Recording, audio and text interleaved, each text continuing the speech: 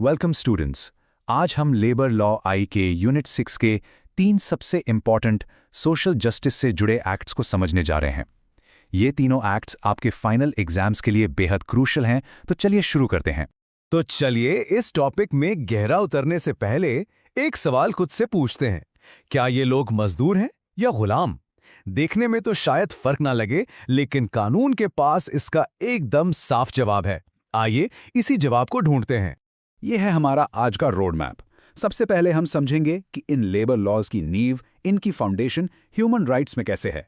उसके बाद हम पहले कानून यानी बॉन्डेड लेबर एक्ट को डिटेल में देखेंगे। फिर आएंगे कॉन्ट्रैक्ट लेबर एक्ट पर और उसके बाद चाइल्ड लेबर एक्ट को समझेंगे। और हाँ, सबसे आखिर में एक क्विक रिवीजन करेंगे जो आपको एग्जाम में बहुत हेल्प करेगा। तो चलिए शुरू करते हैं हमारे पहले हिस्से से, ब्रेकिंग चेन्स यानी the bonded labour abolition act 1976।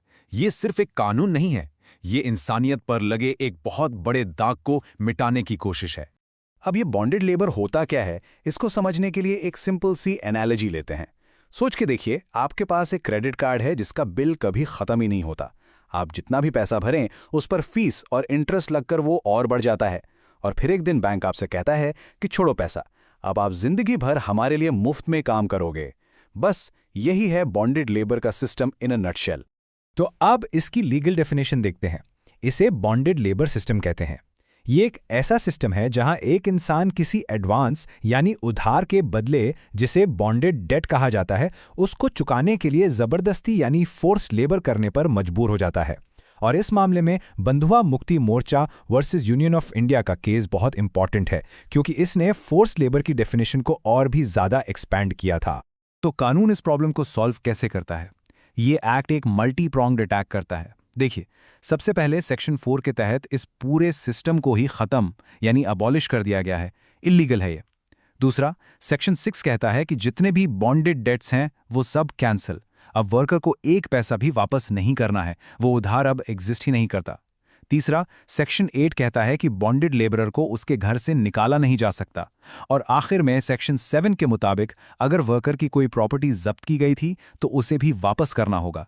Basically ये कानून उस अन्याय को जड़ से उखाड़ देता है।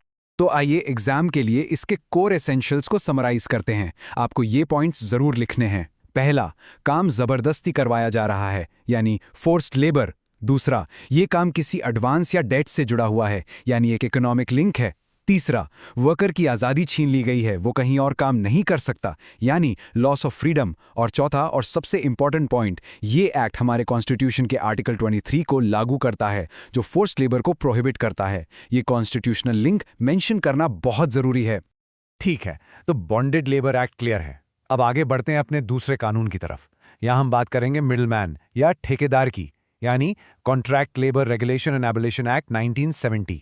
इसको समझने के लिए आज के जमाने का एकदम परफेक्ट एग्जाम्पल लेते हैं, एक फूड डिलीवरी ऐप। सोचिए, जो रेस्टोरेंट है वो है प्रिंसिपल एम्प्लॉयर, जो डिलीवरी राइडर है वो है वर्कर या कॉन्ट्रैक्ट लेबर, और इन दोनों के बीच में जो ऐप कंपनी है वो है कॉन्ट्रैक्टर।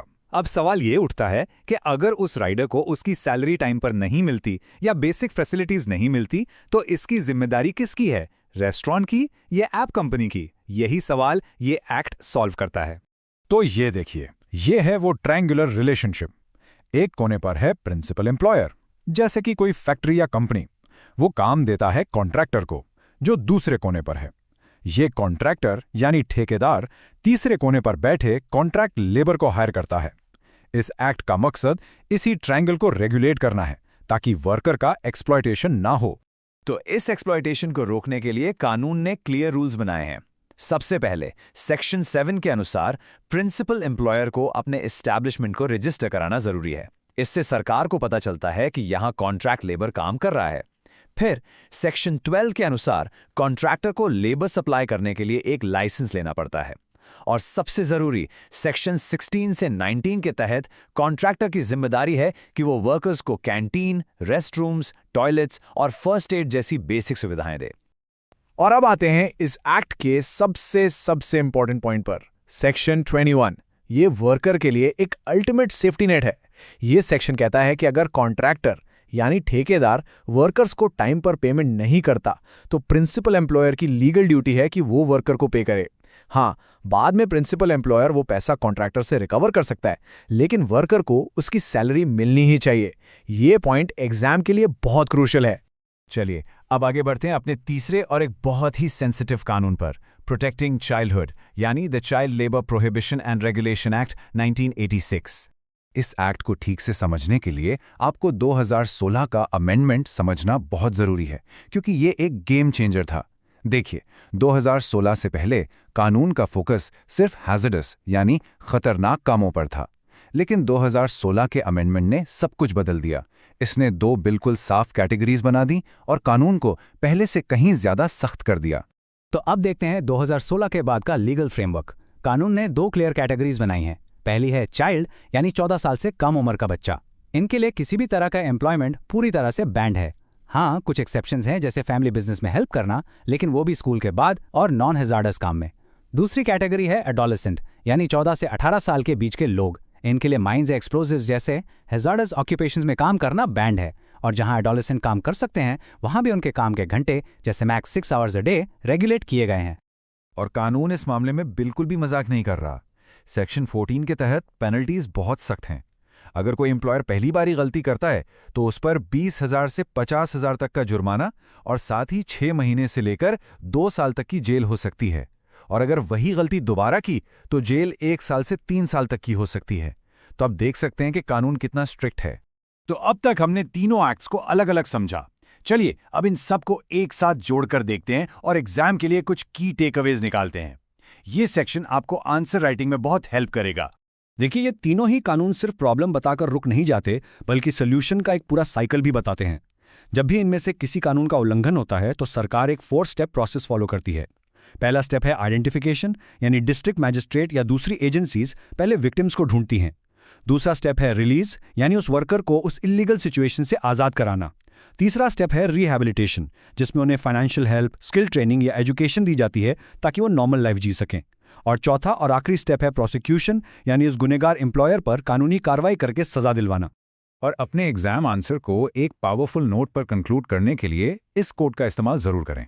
ये इंटरनेशनल लेबर ऑर्गेनाइजेशन का सिद्धांत है, labour is not a commodity, मतलब श्रमिक कोई बेचने खरीदने की चीज नहीं है। यही लाइन इन तीनों कानूनों की आत्मा है, जो इंसान की डिग्निटी को, उसकी गरिमा को प्रॉफिट से ऊपर रखती है। ठीक है, अब एग्जाम से ठीक पहले वाला 30 सेकंड का रैपिड रिवीजन बिल्कुल ध्यान से सुनिएगा। Let's go. Bonded labour act system को अबॉलिश करता है, डेट को एक्सटिंग्विश यानी खत्म करता है और आर्टिकल 23 को लागू करता है। Contract labour act triangular relationship को रेगुलेट करता है और सबसे इंपॉर्टेंट है सेक्शन 21 यानी प्रिंसिपल एम्प्लॉयर की आखिरी payment liability. Child labour act 2016 का अमेंडमेंट सबसे जरूरी है। चाइल्ड यानी 14 से कम, काम करना कंप्लीटली बैंड। एडोलेसेंस यानी 14 से 18, हैजार्डस काम बैंड। बस। चलिए अब आपकी नॉलेज टेस्ट करते हैं एक छोटे से सवाल के साथ। सवाल है, अगर एक कॉन्ट्रैक्टर 150 कॉन्ट्रैक्ट वर्कर्स के लिए कैंटीन की फैसिलिटी नहीं देता तो कानून के अनुसार आखिरी जिम्मेदारी किसकी बनती है उसे प्रोवाइड करने की? आपके ऑप्शंस स्क्रीन पर हैं। और सही जवाब है option B, the principal employer. क्यों? क्योंकि कॉन्ट्रैक्ट लेबर एक्ट का सेक्शन 20 साफ साफ कहता है कि अगर कॉन्ट्रैक्टर वेलफेयर फैसिलिटीज देने में फेल हो जाता है तो ये जिम्मेदारी प्रिंसिपल एम्प्लॉयर पर आ जाती है। ये एक बहुत इंपॉर्टेंट प्रोविजन है, इसे जरूर याद रखिएगा। तो आखिर मैं बस इतना ही कहना चाहूंगा कि इन कानूनों की जानकारी सिर्फ एग्जाम में मार्क्स लाने के लिए जरूरी नहीं है।